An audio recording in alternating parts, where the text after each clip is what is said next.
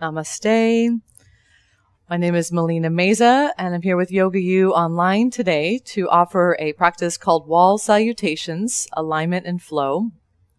And we'll be using the wall today to help bring a little bit more support and clarity to typical poses found in Sun Salutations. For this class, all you'll need is 2 blocks and a wall. And we'll begin in a standing position and make sure your blocks are close by. I'd like you to start your practice today in whatever standing position feels best. I'm going to recommend the feet staying parallel, so there's a little bit of space between the legs. To find a place where you can look straight ahead to your horizon line. And then when you find your horizon line, bring your hands over your belly area. And then if you're comfortable closing your eyes, take a moment to close your eyes and to bring your awareness down into your feet. Let's see if you can notice any shifting in the feet, and eventually trying to place your weight so that you're evenly pressing down into the 4 corners of each foot. And from that firming of the lower foot into the ground, see if you can sense and feel the muscles of the lower legs starting to engage and slightly hug in toward the bones of the lower legs. And without locking the knees, maybe even taking a moment to unlock the knees, and then just feel the firming of the muscles around your femur bone. Front, side, back, inner leg, all squeezing in toward the femurs. And then feel that subtle lift of the pelvic floor hammock slightly up toward the navel. The yogis call the Mula Bandha, the root lock, which we can engage to help bring a little bit more postural awareness. And then try to bring some awareness into the belly, soften the belly into your palms. And then as you exhale, feel the belly slightly drift back away from your hands. And just making sure here in the standing position, we begin our little flow with the breath. Inhaling, belly soft and receptive. Exhale, belly moving back away from the hands. And then start to let your awareness rise up a little higher into the base of the rib cage, the diaphragm muscle, and just try to feel your diaphragm and the lower ribs widen on the inhalation toward the direction of your arms. And as you exhale, pressing down through the legs, lifting up through the crown of the head. Inhale, creating the horizontal space in the ribs, down into the belly and hips. Exhale, standing firm and maintaining that vertical lift from the legs to the spine. Let your awareness rise a little higher up into the front of the chest, the back of the chest. Relax any tendency to grip in the throat, the mouth, the tongue. And then softening through the eyes and the forehead. And then take a moment with your hands lifted in front of the chest and perhaps creating your intention for your practice this morning. Something to help make your practice time more meaningful, more personal.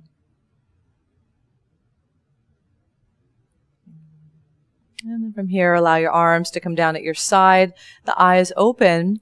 And we're going to lean back now, step back into your wall space, and then grab your blocks. So if you turn your blocks to the tallest height, everyone's going to be a little bit different. We're going to have you stand with your feet about 4 to 6 inches away from the wall. We're trying to place the sit bones straight back into the wall, and then walk your hands forward with the blocks as far as you need to maintain the straight legs. So we're constantly doing the downward pressure, downward action through the feet while lifting the line from the inner leg, outer leg up toward the sit bones. It's as if you're trying to slide your sit bones up the wall. So the more tightness you experience in your hamstrings, the further away your legs will need to be from the wall. For those of you with more open hamstrings, you would have your feet a little bit closer to the wall. So everyone's going to be a little different. So take a moment with the tall blocks to lower your gaze down towards your feet. So you've got a nice long line from your tailbone all the way to the crown of your head. And ideally, the action of the legs, the firming of the legs, will help you then to bring a little bit more release into the spine. So the spine will have a little bit more room to play if the legs are firm underneath you, or at least that's how I experience this pose. So take another moment just to hold the stretch of the legs, sit bones sliding up the wall, chin slightly dropping toward the chest. And then the next move, as we bend the knees, set the blocks to the side and slowly walk your hands forward as you stretch your legs back toward the wall. So the toes are going to stay on the floor, and we're going to press the heels into the wall like you're plugging your computer socket into the outlet. So we're actually pressing strongly back through the heels to get that feedback of that line of energy that moves from the hips all the way back to your heels. Simultaneously, we're going to reach out from the tailbone through the crown of the head away from the wall while holding your core muscles engaged so that we're not sinking toward the floor. You're actually lifting yourself away from the ground. And then keep the heels lifted on the wall here as we press the hips up and back into our downward dog, which often can feel a little bit easier when we're using the wall and we've got this lift underneath the heels. So oftentimes we can keep the straightness of the legs more easily. And if we step that left foot a little closer to your right foot, take the right foot forward toward the back of your wrist, and then re-plug your left heel into the wall if it came off the wall. We'll take your blocks and start perhaps with the blocks tall so that you're able to lift your hip toward the height of your right knee. If you find that that's pulling you up into a back bend, we're going to go flatter with the blocks and rest on a lower surface. So the chest stays down over the right knee, and then we've got this lunge experience where we press back into your left heel while at the same time reaching out through the crown of your head. So it's wonderful to get the feedback of what to do with that back leg as we feel the wall behind our heel. Another thing we can work on is a twist here with the block moving in with the left hand toward the inner right foot. So from here, if we take the right arm straight out to the side parallel to the floor and make sure when we lift the arm that the hip doesn't swing out to the right. So try to keep this right femur moving back toward the hip socket and pointing straight back to the wall behind you. So while we feel into the back leg, you lengthen your left side body, begin to turn towards your right leg, and then this top arm is following the rotation of the rib cage rather than getting ahead of the rib cage and just swinging the arm back. So think of turning the whole spine and then allowing that arm to move with your ribs. It's okay to look down towards your lower hand if the neck starts to feel uncomfortable. We'll come down with the blocks out of the way and come back to your plank position. If you wanted to do a full flow, your heels come off the wall, knees, belly, chest to the floor. And as you create a little baby cobra with the chest pulling up, you can keep your elbows pinned in towards your waist, knees on the floor, and then push your hips back. And then we're right back, heels on the wall, downward dog. Take your left foot forward now toward the back of your left wrist and re-plug your right heel into the wall if it came unplugged. Take the blocks under your hands and just feel for a moment now this play of this line of energy moving back through your right leg so the whole leg feels firm, femur lifting away from the ground. And then feel from the base of your spine to the crown of your head that you're reaching out away from the wall. Of course, we're pushing down strongly into your left foot. So when we try our twist now, we're going to try not to disrupt that action in the legs as the right hand takes the block right inside the left foot.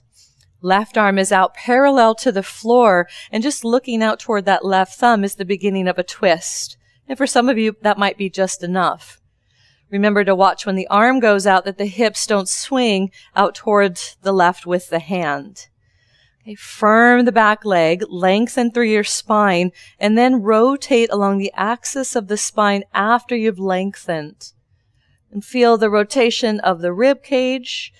The left arm is following that rotation rather than leading the way. And take one more moment, press down to your left foot, reach back with your right, and then release. Grab your blocks and slide them back slightly behind you as you transfer into your plank pose, and then to your downward facing dog as you exhale. And then we're going to put the feet on the ground. And as you put your feet on the ground away from the wall, walk your hands back towards your feet so that your sit bones once again find the wall. You can grab your shins and lengthen your spine here in this way. Especially if you didn't have blocks, you can always use your shins. And then I'm going to ask you to bend your ankles and knees and start to come toward your chair pose where you lean back to the wall with your shoulders and your spine. And then you take your arms out to the side and bend your arms in goalpost shape or cactus arms. And just try to press back with your arms, with your shoulders to feel steady pressure of the forearms meeting the wall. And then we can take the arms from here all the way up by your ears, variation of chair pose. And then arms come down at your side, and we'll press back away from the wall. Okay, so let's do that one more time, a little bit more in a natural pace. So let your hips reach back for the wall. Grab your blocks, and we'll start, again, for sure, with nice straight legs and clarity in the legs as we slide the sit bones up the wall. Chin tucks in toward chest, and enjoy, again, a nice length through the spine. Move the blocks out of the way. Walk your hands forward until we can press the heels into the wall. Hands under the shoulder line, and you're in plank pose, feeling the action of the legs reaching back into the wall. Belly lifts into the back space, chest away from thumbs, nice and long through the neck and crown of the head. Then downward facing dog as you exhale. This feel might be a little easier with the heels lifted. And then left foot closer to the right foot, so we can step right foot toward the right wrist. Grab your blocks, turn them flat or medium, whatever you're using. Press into your left leg, lengthen through your spine. Stay in the lunge one more breath. Point your right sit bone straight back at the wall. Left hand takes the block in toward right foot. Look out with your right arm parallel to the floor. And then begin to rotate along the axis of your spine. Keep your right knee right above your right ankle. One more breath, going up and up and up with that top arm as you turn your waist. And exhale with that right hand to the block. Blocks to the side, hands down, step back into your plank pose. If you like the full flow, heels off the wall, knees, belly, chest down. Point your feet to the wall as you come into your cobra. Elbows stay pinned in, so you're going to feel your triceps as you push your hips back. Toes curled under, heels on the wall, downward facing dog. Left foot comes up toward the back of your left wrist. Replug right heel into the wall. Grab your blocks. Place them under the shoulder line and press into your right heel. Press down into your left foot and keep your thighs active. Right hand takes the block to the inner left foot. Left arm out to your side parallel to the floor. Twist from your waist, lengthen through the axis of the spine. And one more breath, turning the waist and bringing that left arm up. Look down, set your blocks to the side, plank pose. Downward facing dog on the exhale.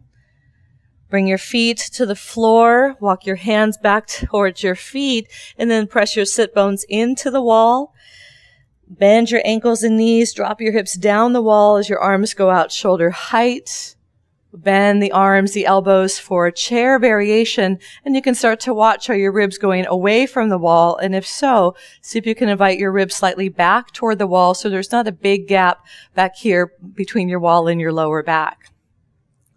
Take one more breath, pressing back strongly through your forearms, and then coming all the way up into your straight legs with arms down at your side. And if you have any trouble tracking your legs in chair pose, another great alternative is just to make sure when you come up here that you can use your block as a tool to help hug into the legs and keep the legs tracking a little bit more straight if you have any injuries in your knees. We'll let the arms come down at your side, straighten the leg.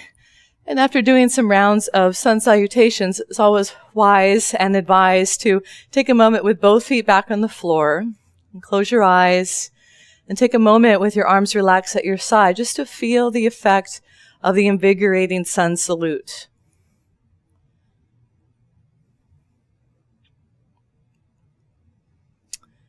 And then after checking in just for a moment, letting the breath become more regular again, let the eyes open.